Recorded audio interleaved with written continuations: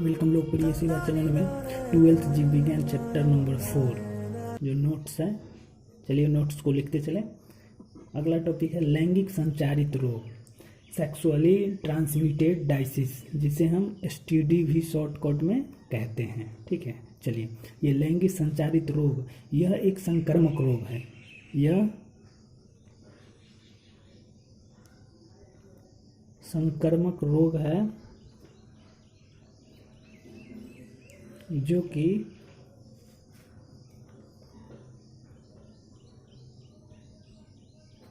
संक्रमित व्यक्ति से मैथुन या लैंगिक स्पर्श से उत्पन्न होता है। ठीक है, उत्पन्न होता है। यह बहुत ही घातक बीमारी है।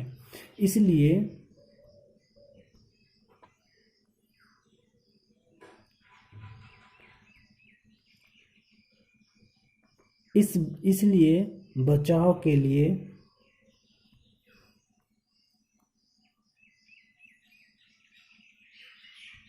सबसे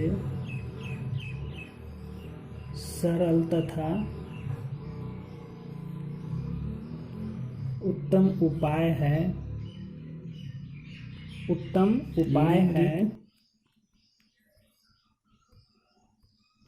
संचारित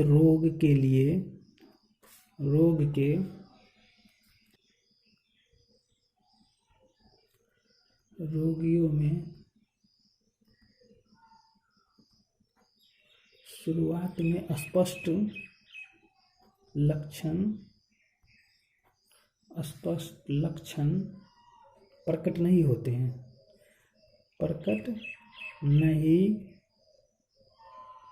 हैं, परंतु जब लक्षण का पता चलता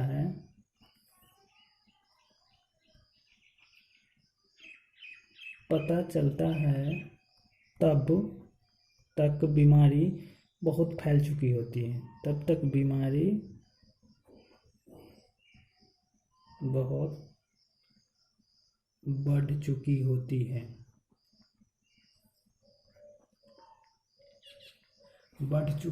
है। इसे हम साइलेंट इन्फेक्शन भी कहते हैं। साइलेंट इन्फेक्शन के नाम से भी जाना जाता है। ये लैंगिक संचारित रोग इन्फेक्शन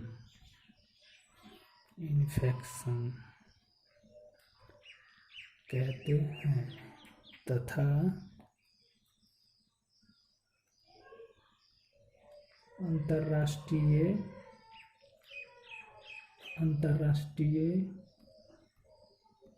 अंतर्राष्ट्रीय रोग भी कहा जाता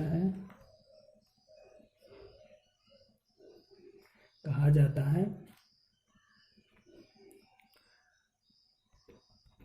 पूर्व में इन्हें गुप्तिया यौन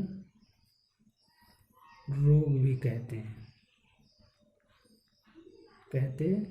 थे। ठीक है, चलिए कुछ रोग पर हम प्रकाश डालते हैं। एसटीडी सेक्सुअली ट्रांसमिटेड डाइसिस, इसका कारक, लक्षण, बचाव और जांच तकनीक। तो एड्स देखिए, इसका कारक HIV, लक्षण बुखार, कमजोरी एवं संक्रमण, बचाव संक्रमित व्यक्ति से यौन संबंध न रखें, जांच तकनीक इलिसा जांच। ठीक है, क्लेमीडिया, दूसरा में क्लेमीडिया है। ठीक है, इसका जो कुछ कारक लक्षण भी है, बचाव है और ये जांच है। आप स्क्रीनशॉट कर सकते हैं। जेनिटल है, हार्पिस, ठीक है, हेपेटाइटिस बी, यानी बहुत सारे ETC बहुत हैं। ठीक है, ऐसे दंपति जो मैथुन करने के पश्चात भी क्या करते हैं कि नई संतति के जन्म करने में असमर्थ होती है, उसी को हम क्या कहते हैं, बध्यता कहते हैं। ठीक है, देखिए पूरी दुनिया में बहुत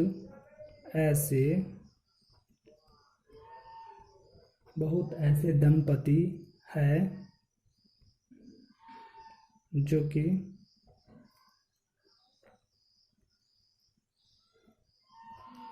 मैथुन करने के पश्चात भी नई संतति की जन्म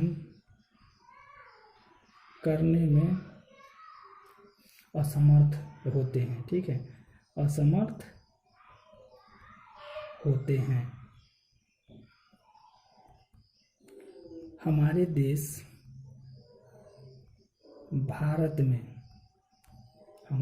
भारत में यह जो बध्यता यानी जिसे बंझापन कहते हैं, ठीक है, बंध्यता के लिए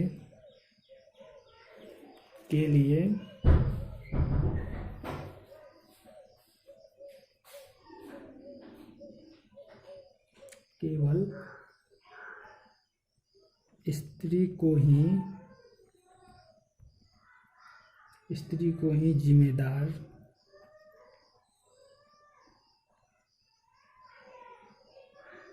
माना जाता है, स्त्री को ही जिम्मेदार माना जाता है, जबकि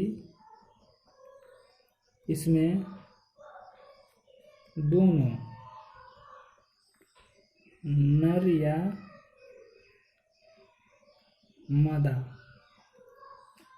मादा दोनों ही जिम्मेदार होते हैं,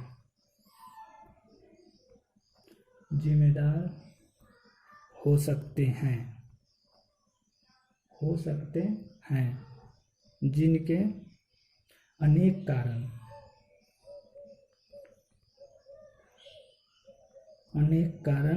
हो सकते हैं। देखिए हमारे देश में ऐसा माना जाता है जब कोई भी मादा को अगर नई संतति नहीं होती है तो अधिकतर लोग मादाओं के ऊपर आरोप लगाते हैं, लेकिन ऐसी बात नहीं है, जो कि ये नर भी उतना ही मादा भी उतना ही जिम्मेदार होते हैं जितना नर होते हैं। ठीक है, कुछ कारण होते हैं, कुछ बीमारी होती है, परेशानी दोनों में हो सकती है, ऐसा नहीं है कि पुरुष में है और स्त्री में नहीं, दोनों में हो सकते हैं। ठीक है, जैसे देखिए शारीरिक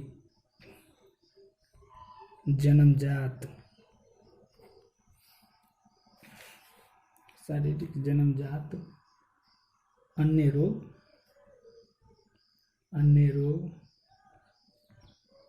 औषधिक मनोवैज्ञानिक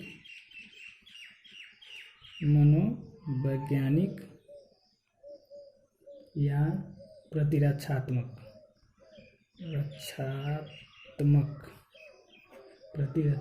कारणों से भी हो सकती है। ठीक है, प्रतिरक्षात्मक कारणों से हो सकती है। देखिए बध्यता जो होती है, दंपति को संतान पाने हेतु सहायता देने वाली बहुत सारी विधियां होती है। ठीक है, चलिए कुछ विधियों पर हम प्रकाश डालेंगे, लेकिन सबसे पहले देखिए बध्यता जिसे हम बंझापन कहते हैं। ठीक है, बध्यता दंपतियों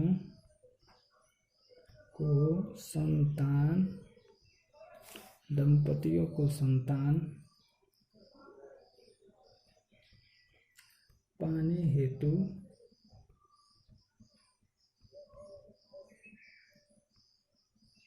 सहायता देने वाली निम्नलिखित विधियां हैं।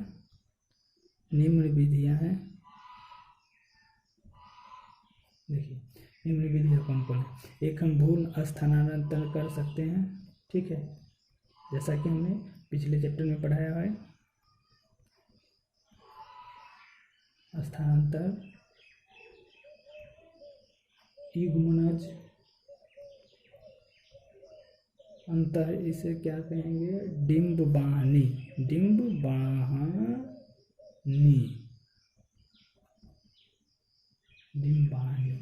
स्थानांतर,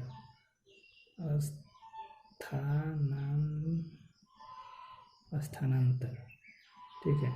और एक है क्या, intra uterine transfer, intra uterine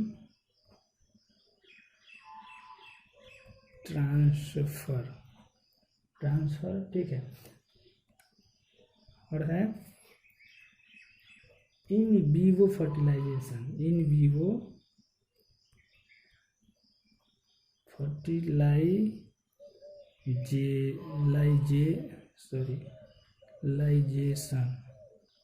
fertilisation, ठीक है। उसके बाद कोशिकीय शुक्राणु निक्षेपण, ठीक है। गर्भाशय विसर्जन,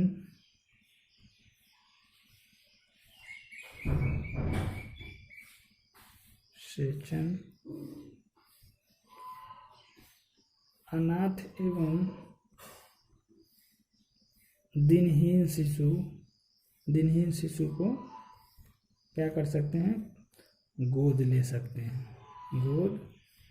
सकते हैं, जो कि कानूनी प्रक्रिया द्वारा ले सकते हैं, कानूनी प्रक्रिया द्वारा गोद ले सकते हैं, ठीक है। इस वीडियो को लाइक करें, हमारे चैनल को सब्सक्राइब कर बेल आइकन जरूर प्रेस करें हमारी न्यू वीडियो सबसे पहले देखने के लिए।